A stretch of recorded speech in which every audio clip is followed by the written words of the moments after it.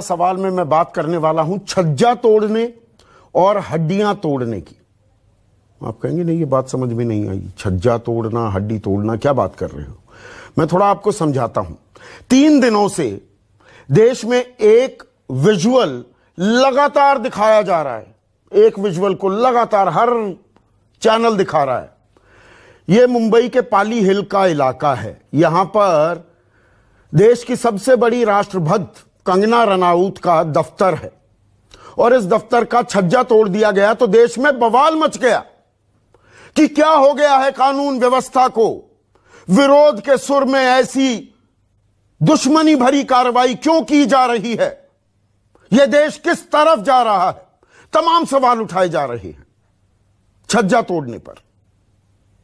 अब मैं हड्डियां तोड़ने के भी कुछ विजुअल्स आपको दिखाने वाला हूं। यह तस्वीरें आपको दिखा रहा हूं। यह हरियाणा के कुरुक्षेत्र में पिपली इलाका है। आप दिल्ली से चंडीगढ़ जाएंगे तो हाईवे पर यह तस्वीरें 2 दिन पहले की तस्वीरें हैं। किसान आंदोलित हैं, प्रदर्शन कर रहे हैं और जवाब में उनकी हड्डियां तोड़ी जा रही हैं। मानो किसान इस देश के सबसे बड़े दुश्मन हैं, ये देश विरोधी ताकतें हैं। तो पुलिस ने बाकायदा बल का प्रयोग किया, किसानों को वहां से खदेड़ दिया। तो दोनों तस्वीरों को अब मिलाकर देखिए, यह जरूरी हो जाती है। मुंबई में छज्जा टूटता है और पिपली में सर फूटता है, हड्डियां टूटती हैं। मुंबई की तस्वीरें पूरे देश में छाई रहती हैं, पिपली की तस्वीरों पर कोई चर्चा, कोई जिक्र करने की तो बात दूर, उन्हें दिखाने को भी तैयार नहीं होता है। यह भी अपने आप में न्यू इंडिया है। और अब मुद्दे की बात पर आता हूं। किसान दरअसल आंदोलित क्यों हैं?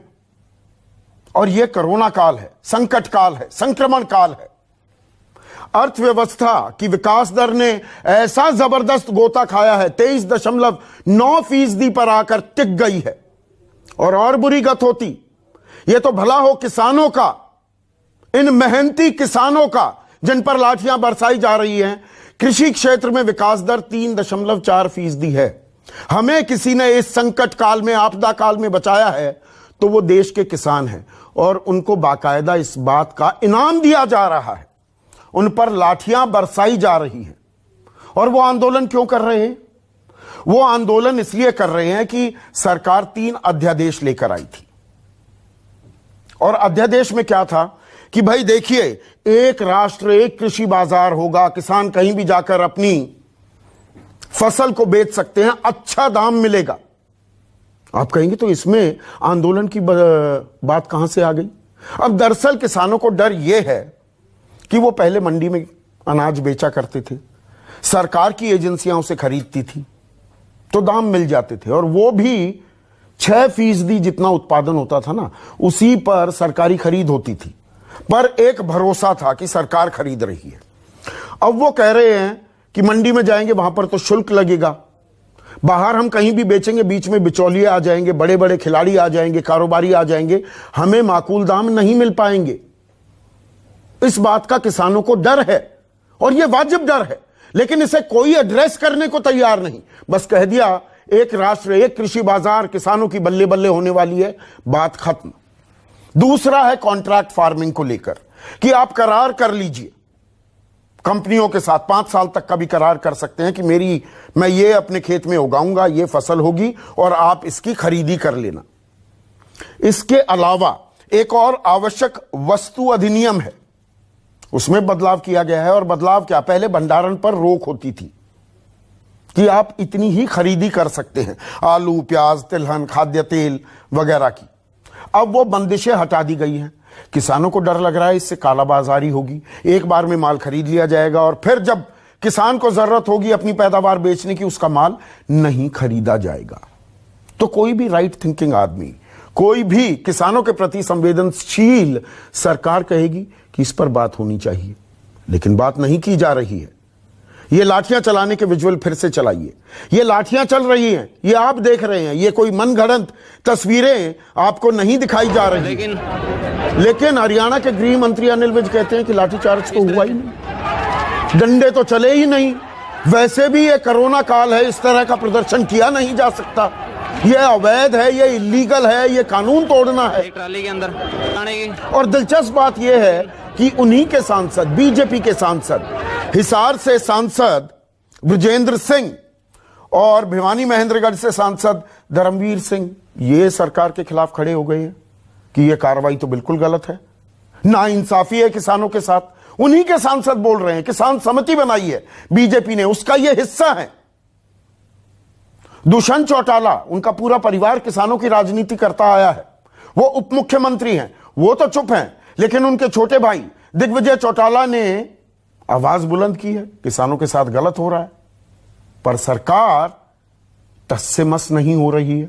अब किसानों ने कह दिया है कि 14 तारीख तक, 14 सितंबर संसद सत्र भी उसी दिन शुरू होगा।